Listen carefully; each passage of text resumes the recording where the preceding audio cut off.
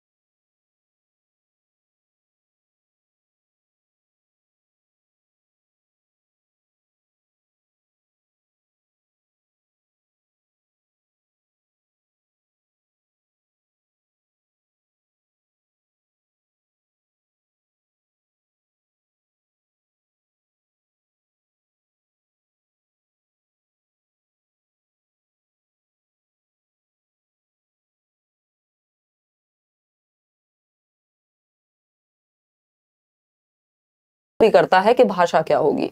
यानी जब बच्चे ने इस पेन के बारे में, इस पेन को बोलना सीखा होगा, उससे पहले उसके दिमाग में थॉट होगा इस चीज को लेकर के। तो पियाजे said thinking is dependent on language. No, thinking is responsible for language. वो कह रहे हैं थिंकिंग पहले आएगा, विचार पहले आएगा, भाषा बाद में आएगी। ठीक, जबकि वाइगॉस्की ये नहीं कह रहे हैं thinking is responsible for language, ये गलत है। वाइगॉस्की तो कह रहे हैं लैंग्वेज से आपका कॉग्निटिव डेवलपमेंट होगा। तो B option is the right answer.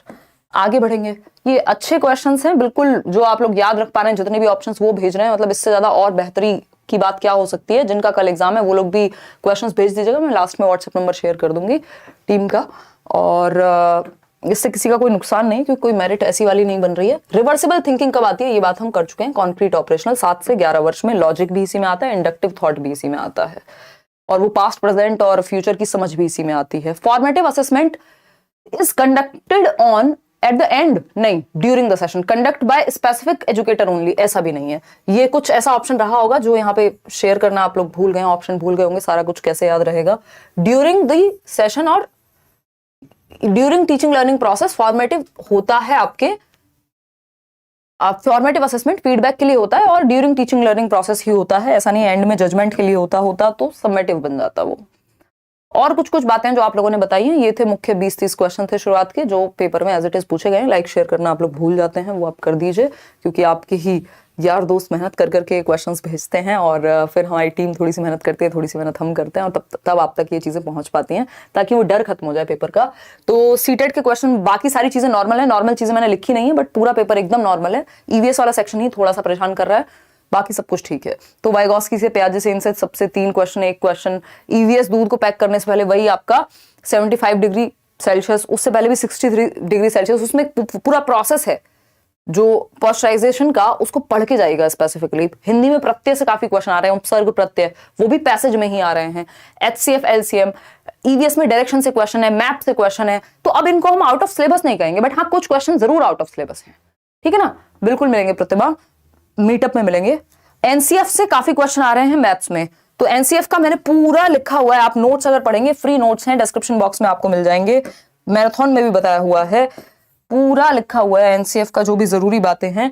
तो नेचर ऑफ मैथमेटिक्स, एनसीएफ। इसके अलावा ईवीएस में ज्यादा क्वेश्चन साइंस से आ रहे हैं, कंटेंट बेस्ड कम आ रहे हैं, ये बात हम कर ही चुके हैं। ईवीएस में विवाह की एज, जो 2006 वाला आपका एक्ट है चाइल्ड मैरिज का, तो 18 साल लड़कियों के लिए, 21 साल लड़कों के लिए, जिसपे को बढ़ाने की बात चल रही है अभी। पंपकिन क्या है, श्रब है। अगर हम बात कर रहे हैं यहाँ पे नृत्य के ऊपर, कुछ क्वेश्चन है। ब्रेल लिपि पे हम बात कर ही चुके हैं, यूटी वाले क्वेश्चन को भी हम डिस्कस कर चुके हैं। विकास के संदर्भ में कौन सा सही है, जेंडर क्या है, तो विकास के संदर्भ में जो भी पूछा होगा आपने, विकास अच्छे से पढ़ा हुआ है। जेंडर क्या है, सोशल कंस्ट्रक्ट है, सामाजिक संरचना है। मैम हम शाहिद बिहार से, बहुत बढ़िया। सीडीपी पूरा आपके नोट से था, सीडीपी ऐसा लग रहा था जैसे आपके नोट से ही पढ़कर क्वेश्चन बनाया गया, लेकिन ईवीएस हार्ड हमको लगा है, ये सभी को लगा है शाहिद।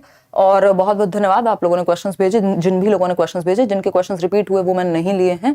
महाराष्ट्र की साड़ी पे एक क्वेश्चन था, जो अभी मैंने एक क्वेश्चन शुरुआत में कराया था आपको। बीज के अंकुरण पे क्वेश्चन था, किस तरह की उपस्थिति चाहिए, सनलाइट चाहिए नहीं चाहिए, टेम्परेचर चाहिए कि नहीं चाहिए। बेसिकली 6th 7th 8th की जो एनसीईआरटी वाली साइंस है वो खूब आ रही है। लड़का लड़की की शादी की उम्र पे बात हो चुकी है, फोक डांस पे बात हो चुकी है, मॉरल डेवलपमेंट पे भी बात हो गई, डिलेमा पे दिया है, पंपकिन, हर्ब है, श्रब है, क्लिपर है। वाइगॉस्की और पियाजे से क्वेश्चन है, असेसमेंट लर्निंग के क्वेश्चंस हैं, ये हम कर चुके हैं ऑलरेडी। तो कुल मिलाकर के पेपर एकदम ठीक है। अगर आप सिलेबस पढ़ रहे हैं, प्रीवियस ईयर करके जा रहे हैं, आपका पेपर रुकेगा नहीं। अगर कुछ क्वेश्चन अलग भी आ रहे हैं ईवीएस में, तो उसको लेकर के बहुत ज्यादा टेंशन नहीं लेनी है, ठीक है ना। इसके अलावा अगर हम बात करें, कोई भी आपका डाउट है तो वो आप बता सकते हैं। आज के लिए इतना ही रखेंगे सेशन, कल मिलेंगे सेम टाइम पे, और सैटरडे संडे को केवीएस पे थोड़ी सी चर्चा करेंगे, और उसके लिए फिर